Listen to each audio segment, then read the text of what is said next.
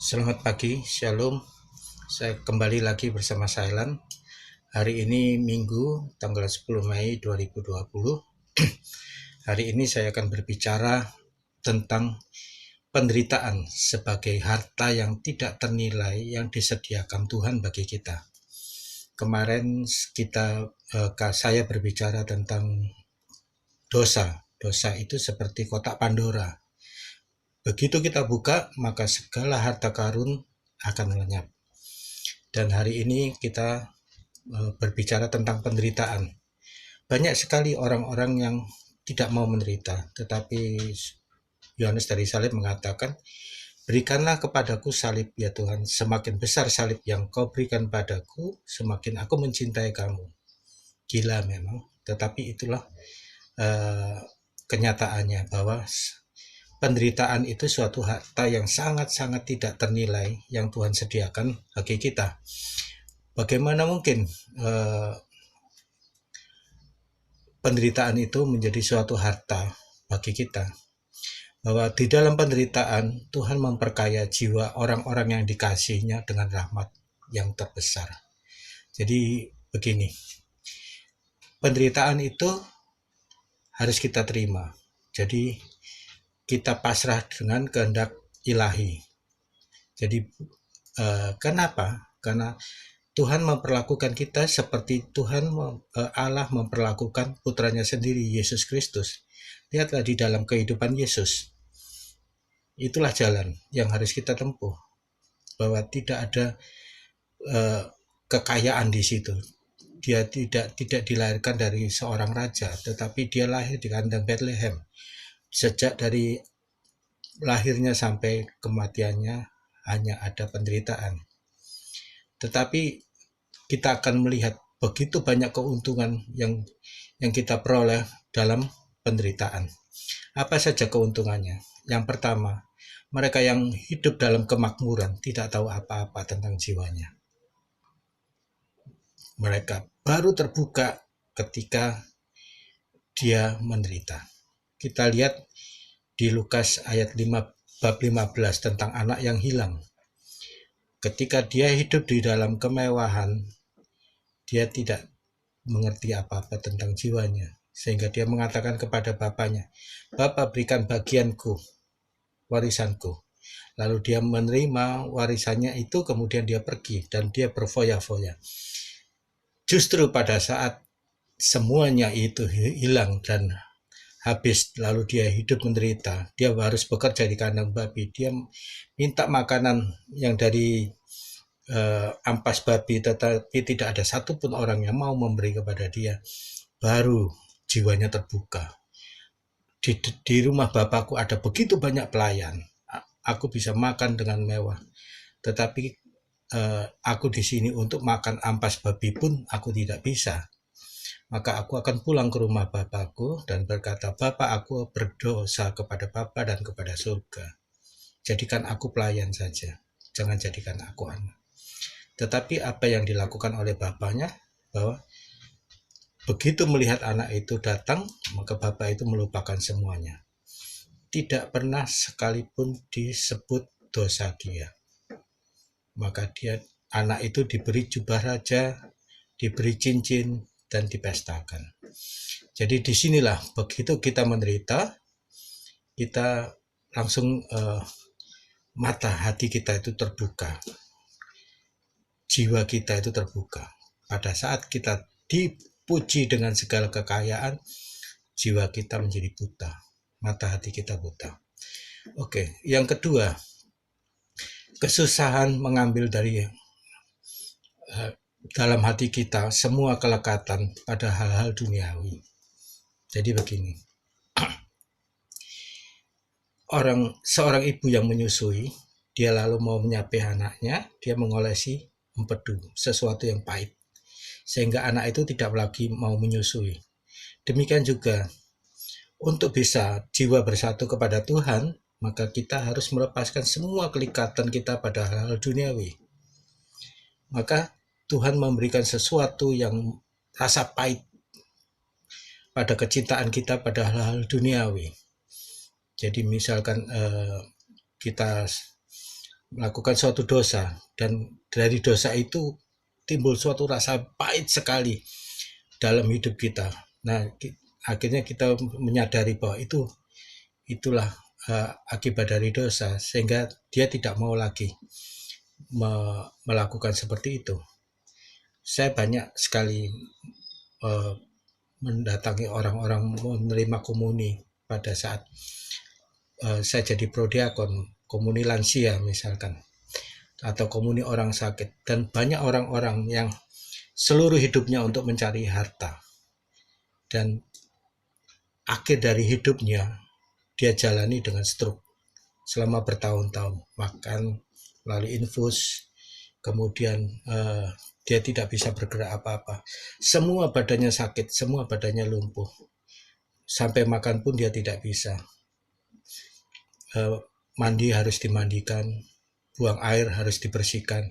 Jadi betul-betul itu suatu akhir dari kelekatan pada kekayaan. Jadi sebetulnya kalau kita diberi penderitaan awal, itu sebetulnya untuk menjauhkan kita dari dosa yang lebih besar lagi, dan ya kita bisa menerima kebahagiaan yang sejati, bukan kebahagiaan dari duniawi ini. Lalu yang ketiga, mereka yang hidup dalam kemakmuran digoda untuk sombong. Jadi kesengsaraan itu membuat kita menjadi rendah hati, menjadi sederhana, menjadi lembut, menjadi bisa menerima hinaan. Hanya orang-orang yang miskin, dia yang bersedia untuk dihina. Jadi saya mengalami bagaimana hidup orang miskin itu betul-betul tidak pernah tanpa hinaan. Dan itu sebetulnya obat yang bagus sekali bagi kita untuk menjadi kudus. Kita dididik oleh Tuhan di dunia ini supaya kita tidak memperoleh penghukuman seperti orang-orang yang di dunia ini. Yang keempat adalah kesengsaraan menebus dosa-dosa kita, lebih daripada apapun yang kita perbuat untuk memperoleh pengampunan. Jadi penderitaan itu adalah obat yang luar biasa untuk kesembuhan dari dosa-dosa kita. Tuhan sebagai tabibnya dan penderitaan itu sebagai obatnya. Ayub berkata di Ayub 5 ayat 17 sampai 18, sesungguhnya berbahagialah orang yang ditegur oleh Allah, sebab itu janganlah engkau menolak didikan yang maha kuasa, karena dialah yang melukai tetapi dia yang membebat, dia yang memukul tetapi tangannya yang menyembuhkan pula. Lihat ini. Jadi Tuhan memberikan penderitaan kepada kita, sebetulnya itu untuk kebaikan kita. Kita disadarkan, diingatkan bahwa kita itu salah. Nah, saya pernah menemui orang-orang yang stres berat. Nah, untuk menyadarkan bagaimana? Ditempeleng. Jadi pada saat itu jiwanya blank betul-betul, dan dia seolah-olah masuk ke dalam suatu kekosongan, dan untuk mengembalikan dia jiwanya lagi, maka dia harus ditempeleng, dipukul. Ya, itulah yang dilakukan Tuhan pada kita, bahwa berbahagialah orang yang ditegur oleh Allah, sebab itu janganlah engkau menolak didikan. Dia yang melukai, dia pula yang membebat, dia yang memukul, tetapi tangannya juga yang menyembuhkan. Nah, Paulus mengatakan begini di Roma bab 5 ayat 3. Sebab itu, bukan hanya itu saja, kita harus bermegah di dalam kesengsaraan kita, karena kita tahu kesengsaraan itu menimbulkan ketekunan. Ketekunan menimbulkan tahan uji menimbulkan pengharapan. Jadi kalau orang sudah bisa berharap, sebetulnya dia sudah menerima. Dia mengharapkan sesuatu yang sudah Tuhan sediakan bagi kita. Nah, itulah bentuk kasih sayang Tuhan kepada kita. Jadi jangan menolak penderitaan. Sungguh-sungguh jangan menolak penderitaan.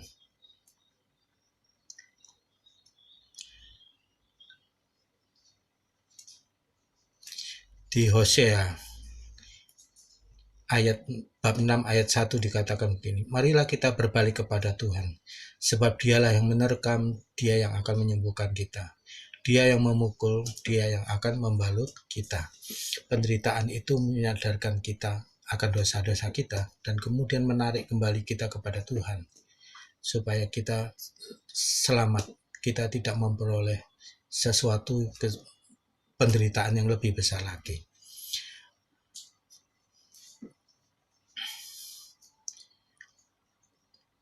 Tuhan juga mengatakan begini, datanglah kepadaku orang yang letih, lesu, dan berbeban berat, maka aku akan memberikan kelegaanmu.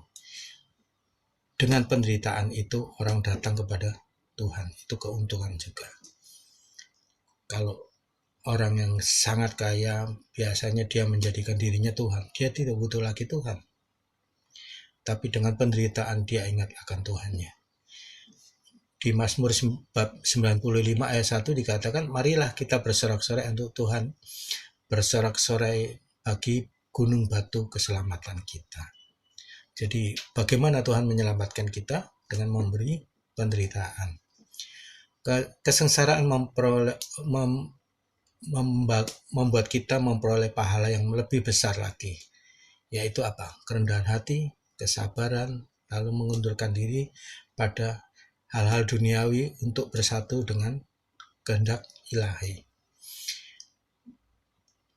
Nah, kita lihat misalkan begini, ISIS pada saat dia membunuh pemuda-pemuda di Timur Tengah, lalu para ibu mengatakan begini, terima kasih karena engkau menjadikan anak-anakku sebagai martir.